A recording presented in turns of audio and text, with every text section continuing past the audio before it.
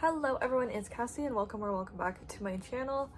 Hello everyone, it's Cassie and welcome back to my channel, and welcome to my 10 before the end video. I've seen these floating around on booktube recently and decided I wanted to make one myself.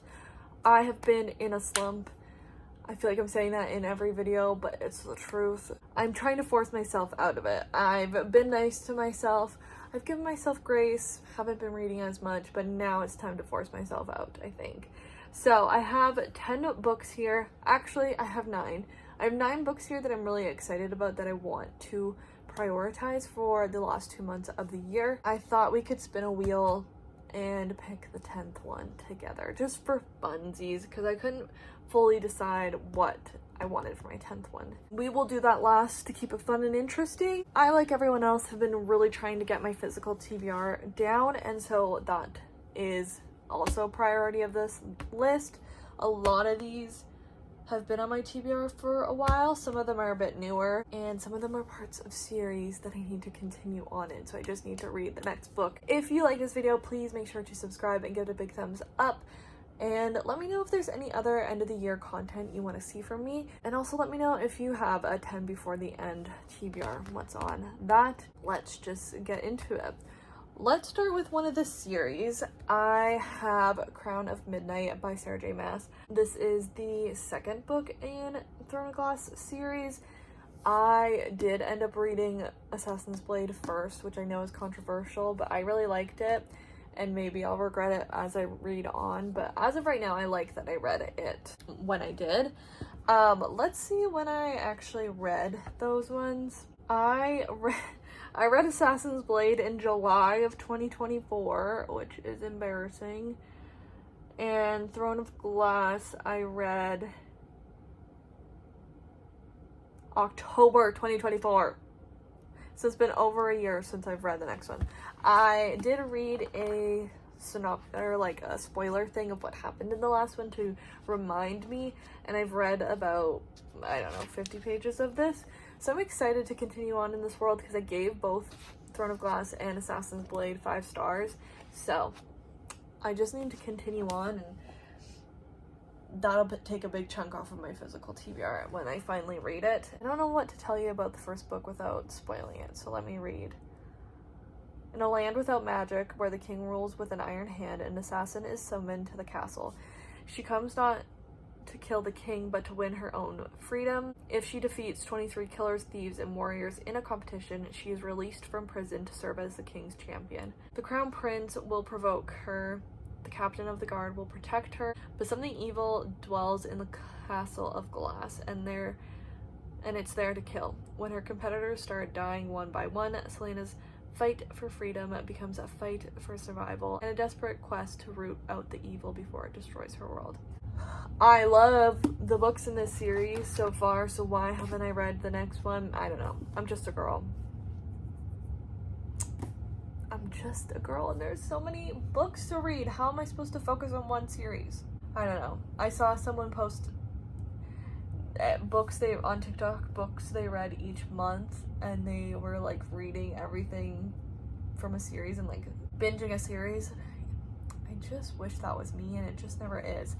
But with the thought of this is hopefully maybe I'll read this one in November and then either continue on with more in November or at least in December read the next one. If I have to do one a month, I have to do that, but if I binge it, that would be great too. Next, I have a new addition to my TBR. Honestly, it's not that new anymore. I think I bought it in August, maybe September, and that's Dream On by Jennifer Hartman. The only person I've heard talk about this is Steph from Steph Loves, and she definitely influenced me to get this. It is a bit of a chunker of a contemporary romance, but I loved Still Beating by Jennifer Hartman, so I have really high hopes for this one. It's not as dark, I don't think.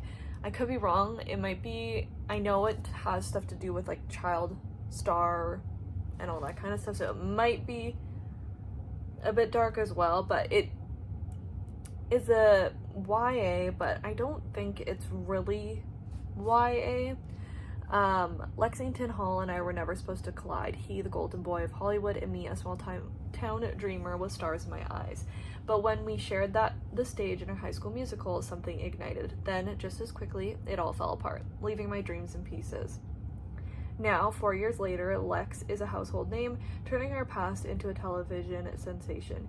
He spun our story for the world to see, while I'm still haunted by what we lost. With millions obsessed over the real Stevie St. James, Lex reappears with an offer too tempting to turn down. A fake romance to keep the buzz alive in exchange for the financial freedom I desperately need. I convince myself I can play the part, but as old feelings resurface and new risks emerge, the line between fiction and reality begins to blur.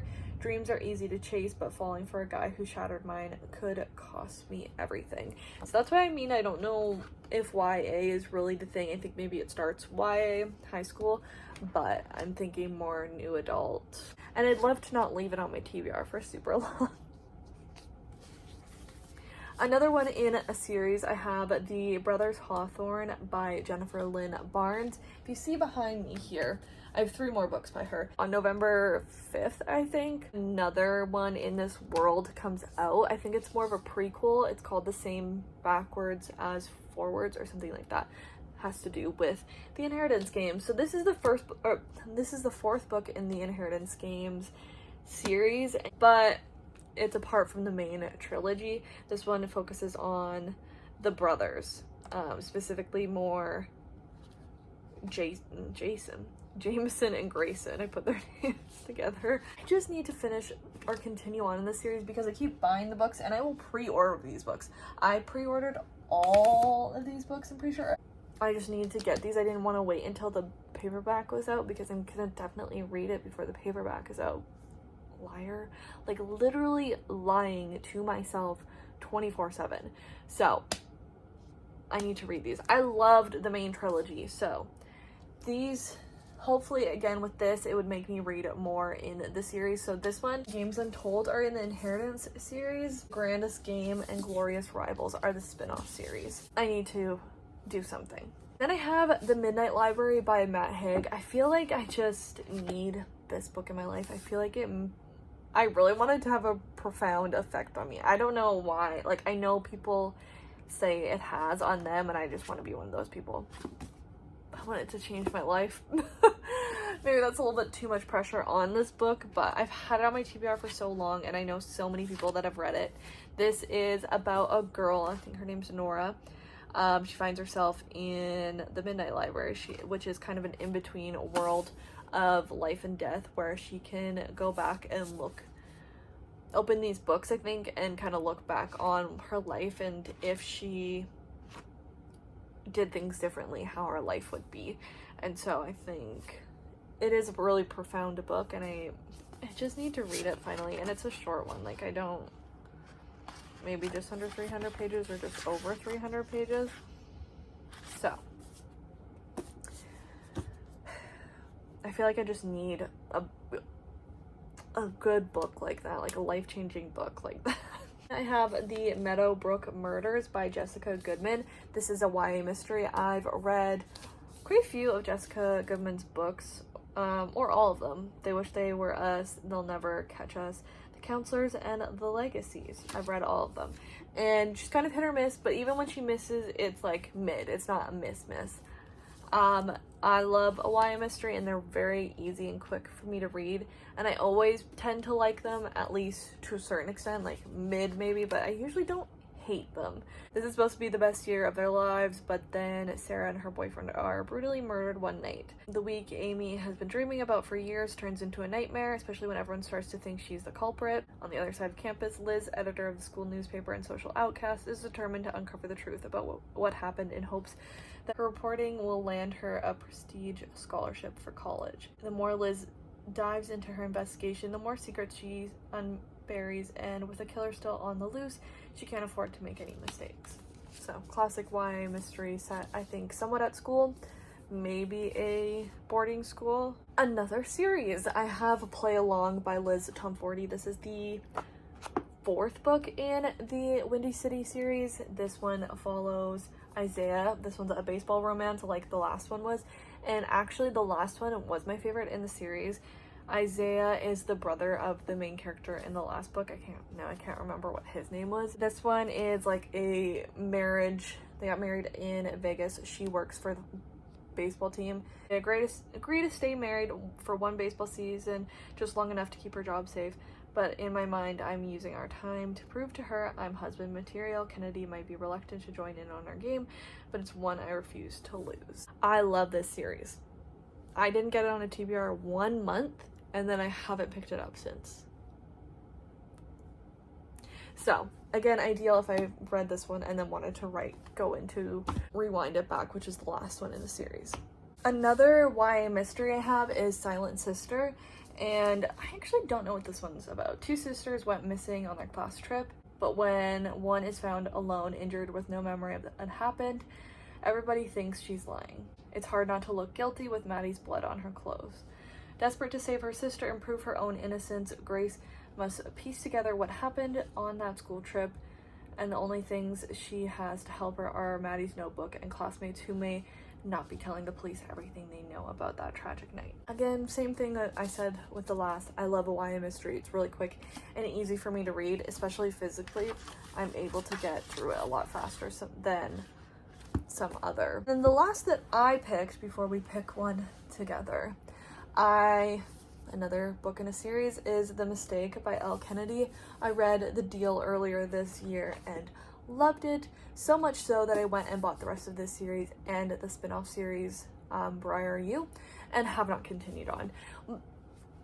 Come on! I think I read it in March or April. Was that even this year? I think it was this year. So I loved it, wanted to continue on, still haven't. So this one follows John Logan, who can get any girl he wants, hooks up and parties a lot, but he hides growing despair about the dead-end road he'll be forced to walk after graduation. A sexy encounter with freshman Grace is just the distraction he needs, but when a thoughtless mistake pushes her away, Logan plans to spend his final year proving to her that he's worth a second chance. After a less than stellar freshman year, Grace is back at Briar U, older, wiser, and so over the arrogant hockey player she nearly handed her V card to. He wants her back, he'll have to work for it. This time around, she'll be the one in the driver's seat, and she plans on driving him wild. So, I loved the first one, so I'm really excited to get to more. You may be thinking, oh my gosh, this video went by so fast, and you'd be correct, because apparently I can't count, and I only picked 9 books, which is so embarrassing, but too late now, so it's really 9 before the end, but just ignore the fact that I can't count. I have a spinner wheel with a pretty updated physical TBR. I just think there may be 1 or 2 that aren't. And see what I end up getting. Sorry if you can see the ring light. This way makes me read something I wasn't expecting to read. Oh. Well, that worked out pretty nicely. Heartless by Elsie Silver. So another series where I loved the first book and never continued on. Do we sense a trend here? Is there a pattern? You tell me. So this is a single dad romance. Like I mentioned with the one before this, Caught Up, that was a single dad romance. Single dad nanny romance. Loved it. So I'm really excited about this one, and I know everyone loves Cade. So I'm really excited about this one. I just haven't read it. I don't have raisins for you guys, okay? I can't tell you why. Just something's wrong up here. So it'll be good to get a roll on this series. Obviously, I'm not going to be able to binge them all because I have so many on here, but I think it'll be good, and I think this is a pretty good list for my 10 before the end. I'm happy with it. Again, let me know what's on your 10 before the end TBR if you've made one yourself, if you've read any of the books that I mentioned throughout this video, what you thought of them, and if I need to get to them quick, please let me know. And I will see you guys in my next video. Bye!